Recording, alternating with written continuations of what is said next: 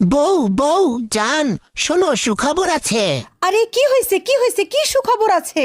বউ আজকে আমি অনেক খুশি, আমার ছোট বোনের বিয়ে ঠিক হয়ে গেছে। আলহামদুলিল্লাহ, এ তো অনেক খুশির খবর। হ্যাঁ বউ, আজকে আমার কি যে ভালো লাগতেছে।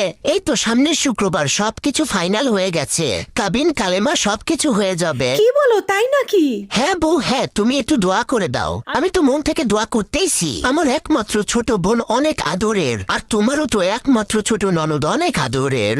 একটু দোয়া করে দাও ভালো করে, ঠিক আছে? আরে কি বলো, আমার একমাত্র ছোট ননদের বিয়ে আর আমি দোয়া করব না? আমি এখনই প্রাণ থেকে দোয়া করে দিচ্ছি।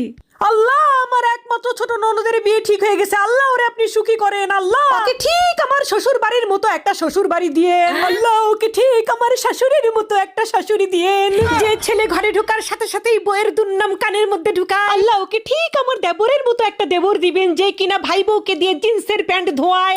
আল্লাহ ওরে ঠিক আমার ননদের মতো একটা ননদ দিবেন, যে ভাই বউয়ের রান্না তরকারির মধ্যে লবণ দিয়ে ভরে থয়।